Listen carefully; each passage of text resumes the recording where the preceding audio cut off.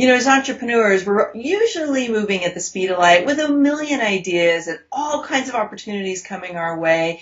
We don't want to miss out on anything, but yet, is this constant burning of the midnight oil and pushing ourselves so hard playing out and costing us, wearing us down, and maybe even leading to some long-term burnout that can affect our drive, our motivation, and our inspiration?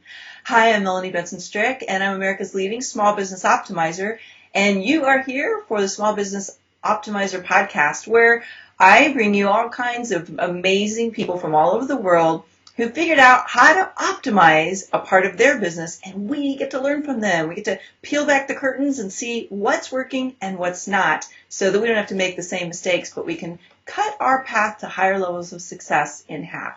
And today I have such a wonderful guest with us, somebody who's going to talk about something that we actually haven't gotten that much into today or yet on the show, and that's Dr. Romie Mushtag. And Dr. Romie, better known as Romila, is that how you say it, Romila? Yes, Romie. I go by Dr. Romie, yes. Okay, Dr. Romie is a traditionally trained neurologist with additional board certification in integrative medicine.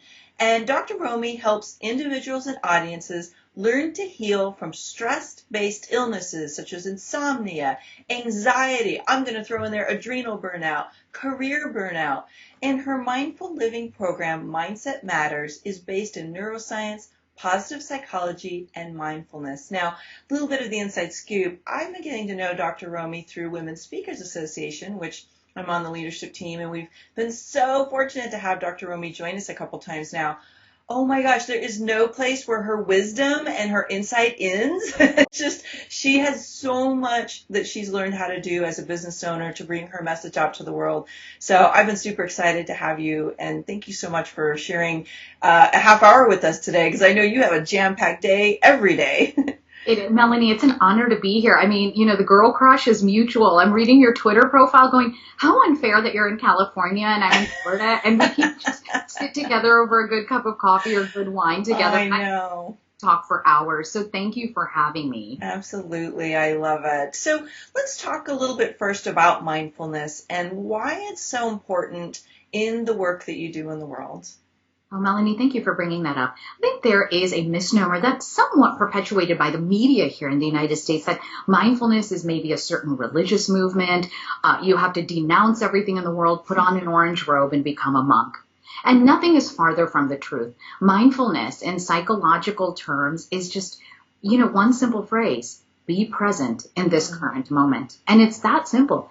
Now, how do I tie it into medicine? Well, Melanie, when we're not present in this moment, and maybe we're worried about the past, that really triggers depression and roots your depression. Or if we're constantly worried as business owners or as individuals about our future, we're only fueling anxiety. Yet if we're present in this current moment, we're really in an optimal place, not only for our businesses, but also for our personal health. Oh my gosh, I'm so glad you brought this up, because I just saw you post something about one of your media interviews, and I don't remember what the station was that you did the interview for, but you had these 4 letters, FOMO, FOMO, fear of missing out. And it made me realize, as entrepreneurs, especially when you're trying to grow and expand, there can be this frenzy that kicks in. Like, I have to stay in touch. I have to do everything. I have to be everything. I have to say yes to everything. And I would love if you could bring your insight to that. And how it may have a cost to an entrepreneur. Yes. FOMO is I think a trendy cultural slang term, fear of missing out, that's been around for a few years, but we laugh at it, but we don't realize that most of us live in it today. Why? Well, we're all connected. I mean, look at here. I'm sitting here on my laptop with not one, but 2 smartphones, and that fear that if I am not constantly present everywhere, I'm going to miss out something in my personal life or in my business. That is the exact opposite of mindfulness. What mindfulness is I use this term, and I've borrowed it from a famous blog article about 18 months ago called JOMO. The opposite is the joy of missing out. That I know, Melanie, that if I'm here and present with you and not checking my Twitter feed or my emails or calling my assistant to see how full my clinic schedule is tomorrow, that I'm actually in joy because I'm here in the present moment, being exactly where I'm meant to be on this podcast. Yeah. And I actually have a love-hate relationship with the iPhone, the smart devices, because I can't tell you how many times I've been in a connection opportunity with somebody and they're like this. Uh-huh. Uh-huh. And I'm like, where are you? And I know this is going on while people are taking online trainings. They're sitting in events, checking their emails and not really being present to what they're being taught or inspired to do next. And I think it has a lot of cost in terms of our ability to ground ourselves and trust our intuition and to be able to make really powerful choices as a business owner if you're scattered in your focus, right? Yeah, Melanie, you're absolutely right. What you say about the smartphone use in our, business world is not only true in business, but in our personal health too. I'm running on Periscope this 7-day sleep challenge, and part of it was digital detox. Why? Because in business and in our personal lives, the research shows being on our phones constantly is creating like an adult ADD type disorder, attention deficit disorder. But this is also the hallmark of I know when my message as a professional speaker is really resonating, I don't see this. People are actually engaged, and I may actually be telling them to tweet something, and they're searching for their phones because they're really present with you. Yeah. And I don't know about you, Melanie, but I'm in a business meeting and someone is doing this. It's kind of a signal to me to wrap up the meeting, that they really don't want to be there. I don't know. Am I being too harsh? Maybe I'm a little older, or I just don't get it. Well, you are no older than I am, first of all. And I feel the same way. But, it's almost as if there's a new paradigm that many people have shifted into, which is it's okay for me to have my attention split. And I think what you're saying and what you're putting out there in the world and I believe true, is that we can actually be more fulfilled and more joyful and less stressed if we don't split our attention and try to make sure we're everywhere at all times. We replace that fear of missing out with just getting really present and being conscious about what step we take next. Yeah, Melanie, that's absolutely true. And when I'm speaking with corporate clients, I actually discuss this concept that when we're on our phone and doing a task, that's multitasking. And the current neuroscience studies actually show that productivity drops when we're multitasking. So really, that's something that should no longer be on anybody's resume. And you really need to learn to focus on one task at a time, even if that task only takes 20 seconds to execute. Why, if I'm teaching this to corporate clients, why not for us as small business owners? Yeah, and there's so many places I want to take this conversation about multitasking, but I want to go a little bit deeper into what's happening that's creating this, what I think is an epidemic of burnout. Because I think as an entrepreneur, we're really susceptible. We are our own bosses. We're also usually most of the crew, unless you've learned to build a team properly. And so there's a lot of things we unwittingly do that sap our energy and can take us out of the game. Maybe you can give us a couple of triggers or things to look at and be aware of that could contribute to taking us out of the game down the road. I do it in 3 simple steps, Melanie, that we all have stress. That's natural, and how we cope with stress is our internal regulatory system of how I really perceive what that demand is. So how do you know if the stress is really affecting not only your mental health, but your performance is 3 simple things. Are you having difficulty falling asleep because the thoughts are running in your head? Number 1. Or 2, you fell asleep okay, maybe naturally, maybe with a little bit of wine, or maybe, with a sleeping aid, but you wake up in the middle of the night and you can't go back to sleep. And 3rd is you slept all night, whether you had the help of a sleeping agent or not, but you wake up feeling exhausted. Those are my 3 simple parameters that I know neurologically, psychologically, your mind and your body are not functioning at optimal performance. It's that simple to know. And if somebody is listening right now going, oh my gosh, that's me, I don't want you to sit in fear. We have all been there. Yes, I have. We all go through periods of it. I think what you're suggesting is it chronic? Yeah. Or is it something that just happens once in a while when you're in the face of something? And if you're dealing with it in a chronic situation, you gotta like figure out how to deal with it and create a new sleep strategy, create a better recharge strategy. And create, and it means it's time to look at me internally. And you're absolutely right. I think of the night, I didn't get much sleep at all the night before I was giving my TEDx talk. That's normal. Situational anxiety, you have a big event coming up. However, if it's something that's going on for more than 7 days, that's a signal to me that it's time to stop and recharge and refuel and really put your mental and your physical health in the number one priority place, not your business to-do list. Yeah. So when you're dealing with business owners and entrepreneurs who are facing this burnout or maybe even just some fatigue, what's one or two things they can do to really kind of pick up their energy and get back into a good place? Here is the most simplest thing that everyone listening is going to be, that's so obvious. A doctor's telling me that, yet we don't follow it. And I think of this, Melanie. Would you ever leave your home without brushing your teeth? Right? The thought is absolutely disgusting. Yeah, especially if I'm going to be around other people. Right. Maybe if I'm just running an errand and I'm not worried, but yes, I would agree. The truth is, we shouldn't leave our home or start our home businesses without some sort of self-nourishment or self-care time. And I'll give you, and that is on my calendar. If you look at my Google Calendar that my assistant has created, it shifts day to day depending how early my day starts. But my prayer and meditation time is on the calendar every day, no matter where I'm traveling. I cannot stay grounded and keep doing what I'm doing and serve multi-dimensional kind of as most entrepreneurs are doing without grounding myself. And then the minute you did that, I was like, oh, well, if I 45 minutes to pray and meditate, I'll another half an hour and I'll walking / trying to jog again or yoga in the morning. And when I stop to do those things, the rest of the day just seems to flow with ease, Melanie. Okay, so I've got an obvious question that I know you get asked a million times, but this comes up all the time when I'm teaching my own clients about starting their day off right. Yeah. And I hear resistance with, I don't have time. My day's already full. How am I going to get a half hour in there when I'm already getting up at 5 o'clock in the morning for everything else I have to do? So what do we say to somebody who's in that space? One, from a mindfulness point of view and a physician point of view, I probably have a slightly different answer than you do as a business owner. I can't wait to hear yours. Mine is the mindfulness wisdom is you should meditate for 20 minutes every day. If you're really busy, you should sit and meditate for an hour. Because this sense of I'm stressed or I'm busy is really just a psychological phenomenon that your mind has chosen today.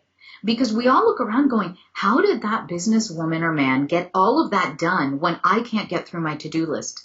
And really, in reality, when I sit down with these clients one-on-one or when I sit down with companies and sales forces, what I find is, where are you spending time in mind-numbing activities trying to de-stress? And here's an example of about maybe 5 mind-numbing activities we all have been guilty of. You lost track of time on Twitter tweeting or on Facebook liking or on Pinterest pinning. Guilty. We've all been there. I love Twitter, on my mind, and we've done that. So you lose time in front of watching a reality TV show.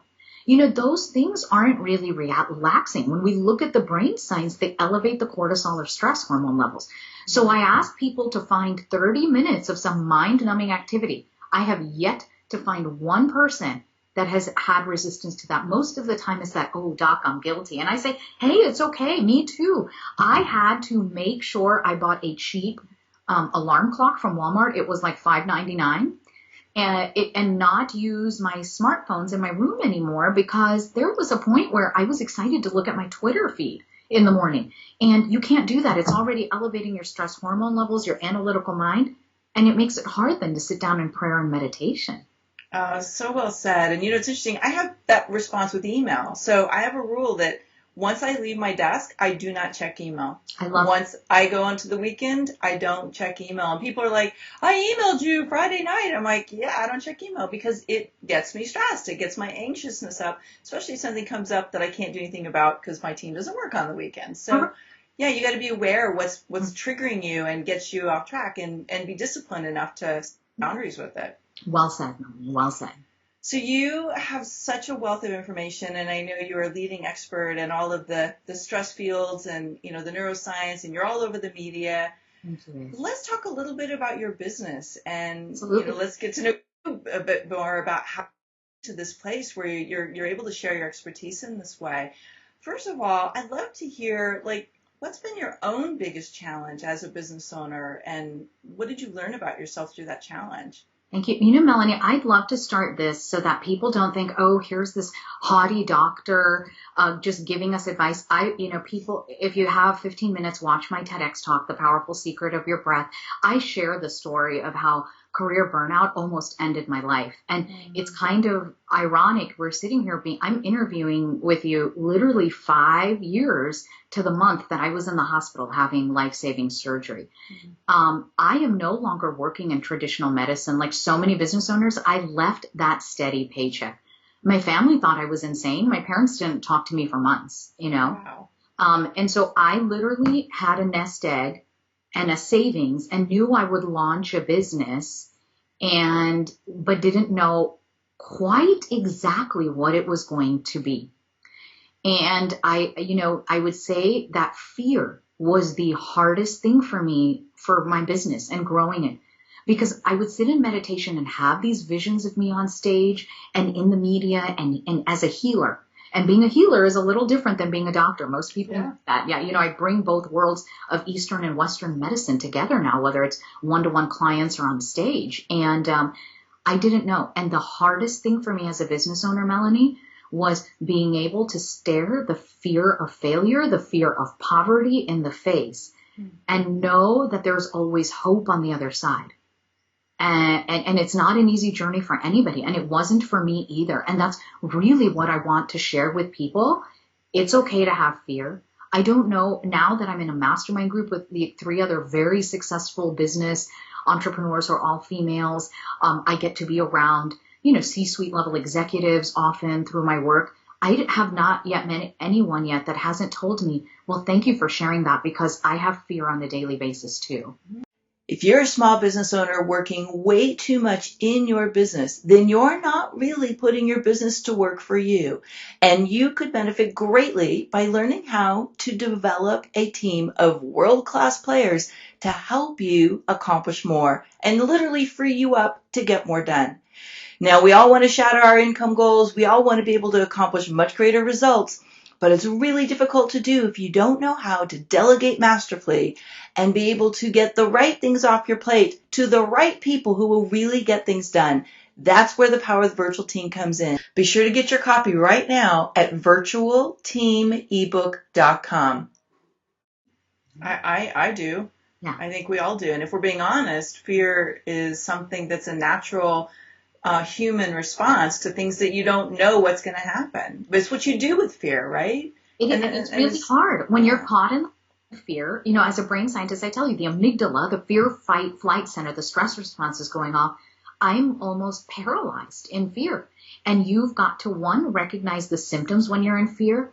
Then 2, literally have a systematic plan. Steps 1 through 7, whatever it is. How am I going to get out of this fear? Who is the person I'm going to call that's going to be my cheerleader? For me, Melanie, one of my 7 steps is an extra dose. It makes me smile. And I remember, something in life made me smile out of this fear. And then you kind of just take that breath, change the scenery, and move on to the next thing. And then go back to what you hear. I'm sure so many of guests I've heard is, why am I really doing what I'm doing? It's not to be famous in the media or make a lot of money. Why am I doing it? And then, the universe is always so great, Melanie. In those moments when the fear has been paralyzing and I almost gave up, I get a tweet, a Facebook message, a message through my website from a complete stranger saying, thank you, you changed my life. And I always feel that that's God shining his light down on me going, see, Romie, pick faith over fear. I'm so glad you shared that. And again, I knew that we have a lot in common about our journey, and we definitely share that one.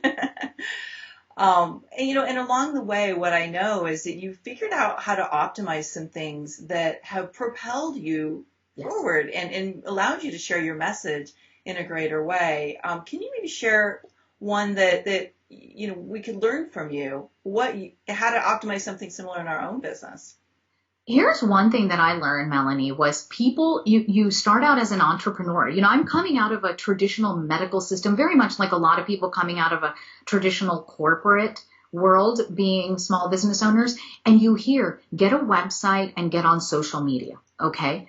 And me being a type A personality, I'm sure there's a lot of people on this podcast listening who are also, recovering type A personality types. No, not me, right? Never. And what happens, I was like, okay, I have to be on social media. So I have to be on all of them and I have to do all of them really well. And my stress levels were going up. And I know you're laughing, but my God, this is me. I'm like, why am I not getting more pins and Instagram and this? And my mastermind group finally had to call me out on it recently, going, whoa, practice what you preach. And I was like, that was fear of missing out in action. Like if I'm not on every social media, I'm going to miss an opportunity. And it was going back to say, where do I have joy? And if I had to tell you the two places I have joy, and from following me, we interact a lot on social media.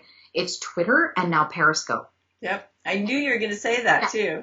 And I put all my joy and love in Twitter and Periscope right now. And it is just, the blessings are coming back, multifold. And I'm kind of just letting Pinterest go for now. And this is not to offend the people who love Pinterest listening to this.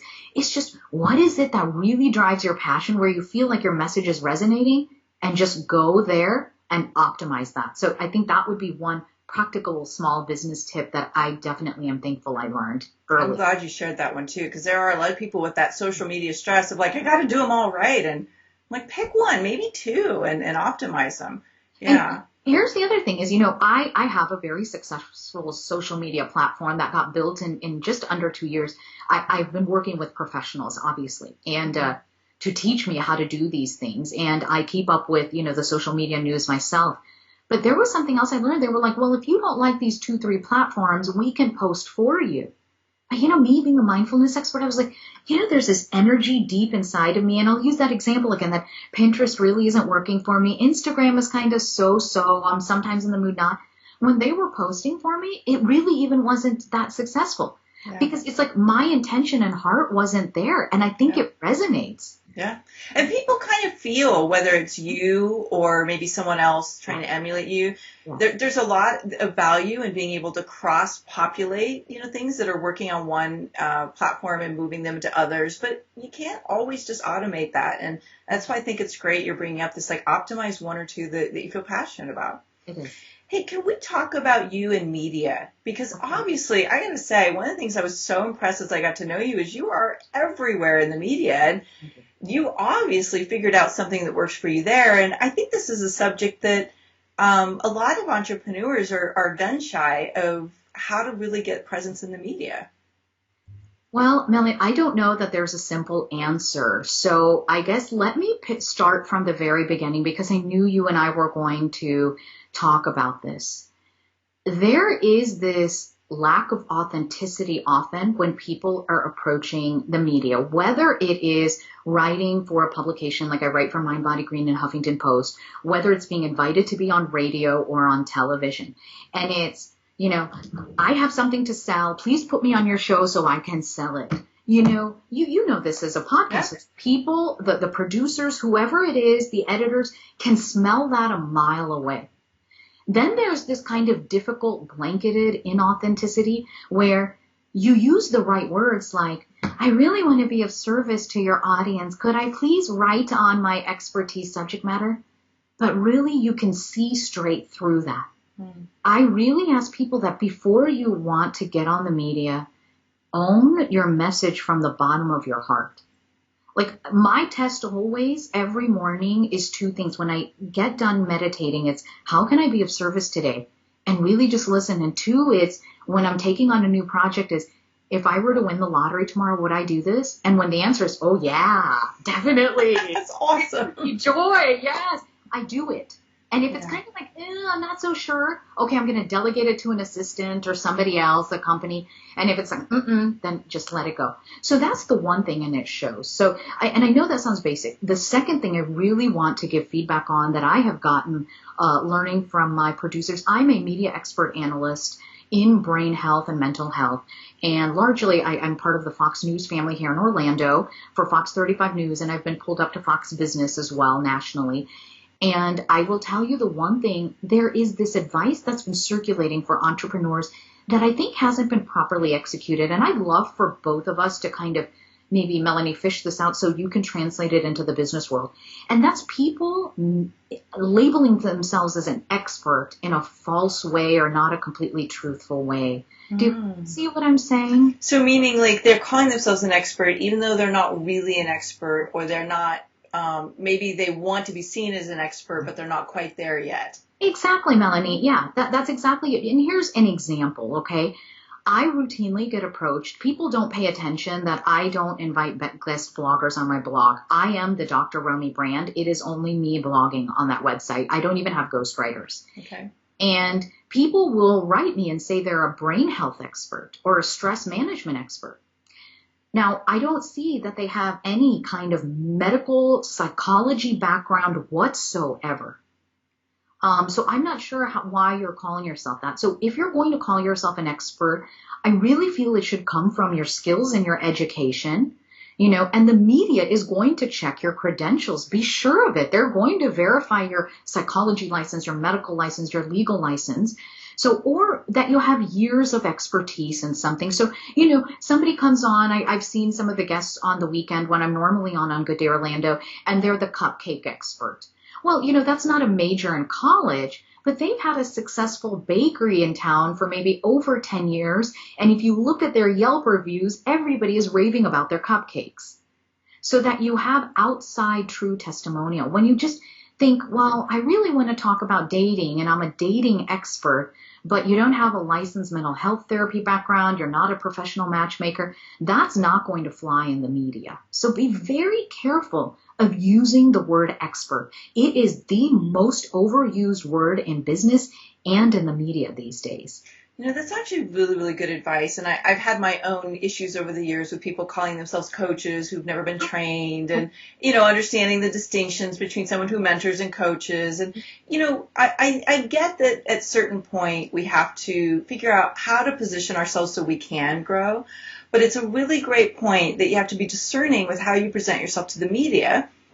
If you're ready to start getting your message out in a bigger way, you've got to figure out what is it that you've proven results with and position that properly so the media can pick you up authentically. And that's great advice. And I can see, obviously, it's something that you have to figure out how to take what we're talking about here and internalize it and then make it work for you, which is what we always do with advice. And the last thing is, you're being yourself. I think, Melanie, what most people don't believe about me when I tell them, some of my largest ongoing media, connections and appearances were because I was out in public, being myself, being of service. And I think, getting asked to write for Huffington Post, I went across country and spoke for free at a women's conference for advertising executive women in advertising, agency. And I spoke for free. And it was there that someone heard what I was saying, and mindfulness was a hot topic, and I got invited to, write for the Huffington Post. Same thing here. I went to give a free mindfulness Dharma talk at a spirituality center here in Orlando, and it happened that one of the Fox News producers was in the audience and moved by my message. And so this is how everything has grown. But then I also set the intention, Melanie. They help me and they joke in the newsrooms, but this was really true. I see myself as like a cross of Deepak Chopra and Sanjay Gupta in high heels. That's awesome. and that's who the Dr. Romie brand is. So then when people ask me, I say I'm an expert analyst in the media. So I'm already setting that intention out there. And I have the, credentials to back it up. I've been in the national media and then invited, but that just kind of fosters, the relationships more. And that is the lesson, is that I didn't go hunt people down, beat down their door, pitch them to death. Those are the things you absolutely don't want to do. And, could I add one more plug in here too? Yeah, please, go ahead. One of the most difficult things for me as a doctor, and as so many women listening to this, is learning how to say no. But my staff and I are overwhelmed now. There are people following me on social media, on my website, people who I may not know, or they may be business acquaintances, and they're reaching out to me. Dr. Romie, I have a book. Can you get me on Fox News? Dr. Romie, people I don't even know, could you help me write for Huffington Post? You know, I am a media expert analyst. I'm not the editor or producer. I don't make a decision of who goes on the shows. And my contacts, the phone numbers and emails I have are, you know, guarded with almost as tight of a security as my shoe collection. And I think the reason these producers and editors trust me is because I don't share their information. Mm-hmm. Yeah, trust is important in that relationship. It is. And so, you know, please be mindful of who you're pitching to. Because likely you make me feel really icky if you've never reached out to me to say hello or great job or, you know, say something really authentic and then you say, can you get me on the news? You know, it tells me you haven't done your homework to really understand how the media works. Those of us who are expert analysts, I don't have any say on who other guests can or can't be. Yeah. And, you know, it's really interesting what you're bringing up here. And we could have a whole call in the ins and outs of being an expert and you know, how to navigate building a relationship with an expert. And if I just was to maybe pull back the curtains a little bit on our relationship, it was fostered over maybe a year. Over a year? Yeah, probably even longer. And when you are of service and you show up and you do what you do, I am in complete service for Women Speakers Association. Yes, absolutely. I absolutely get nothing out of it, you know, from a financial perspective. But I so believe in the community and I so love connecting with other people. It is a platform for me to do what I love and to connect with other amazing people. My relationship with Dr. Romie evolved because we were connecting through that platform and finding some synergy. And I just happened to adore her and think what she was talking about was so powerful. Yeah, and thank so you. When you're wanting something from someone, be mindful of how do you cultivate a relationship of trust so the person feels inspired to guide you and maybe give you insight or a connection or an introduction. And be willing to invest in getting into that place with them, whatever it needs to look like. And that advice has served me so well over the years. It's led to hundreds of thousands of dollars of business. Excellent. Through other relationships that I cultivated. Yes. So I think people just have to learn patience a little bit, you know. Patience and authenticity and bringing a mindful relationship, Melanie. Like you said, our relationship just developed really organically and over Twitter. It started with WSA and Twitter and then the Facebook page. And it was the same for me. I really love the WSA community. And I thought, well, how can I be of service? I can share a few tips I've learned, you know. But then here's the next thing. Well, you're like, well, then Dr. Romie, where am I going to get the help from? Well, then, you know, find the appropriate coach. You know, Melanie, you and I did not get to this place without calling upon consultants or coaches or experts to guide us and paying them for their service. You know, you don't have the bandwidth, neither do I, to read every long email that comes in through my website or Facebook and answer you. I really wish I had the bandwidth to do so. But, you know, if you're willing to pay me for my time and I think it's a right fit, you know, be willing to do so. And that would be the last piece of advice I would give to people. Yeah, and there is something about investing in knowledge through other people. And again, it's just a fact of life. We're all busy. We have a full plate. And if you want to get inside someone's head, be willing to invest in them and you know, invest in their time because we've spent years and years and years cultivating that level of wisdom. Correct. So, Dr. Romie, as we start to wrap up here, first of all, I would love to hear if you have a favorite quote that keeps you inspired. It is my own quote because it is my own mantra. Okay. And I share it with everybody. People know that I sign off Periscope with this. I sign off my lectures. It's my mantra that I share with everybody else. And it is that your mind is strong medicine. Choose a positive thought. Oh, beautiful. I love that. Thank you. I love that. I might have to turn that into an Instagram post and spotlight you there. It's my mantra. And it's the mantra that I recite to myself when fear takes over and reminding myself that, you know, consciously our brain really just focuses on one energy field, one thought, one emotion at a time. And it's up to us and nobody else to switch the dials in our brain from fear or negativity to a more positive and productive place as business owners. Well said. So, Dr. Romie, for someone who would like to immerse themselves more in your talks and learn from you, where can they find you?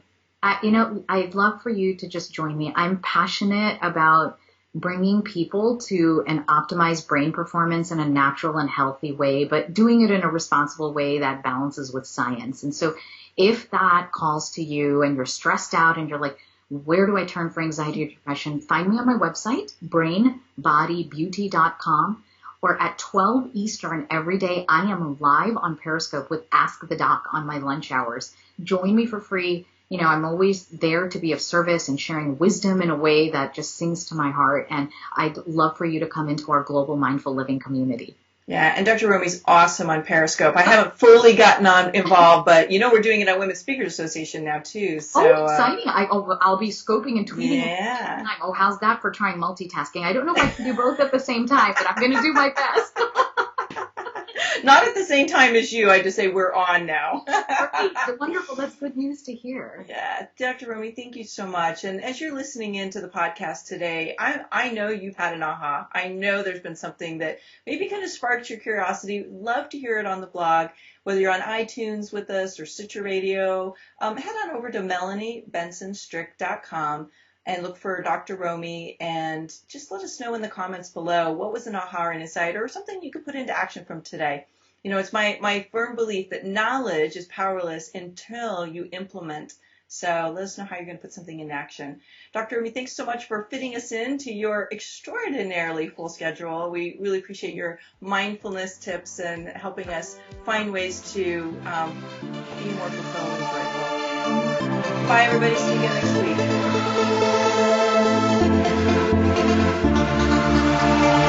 week.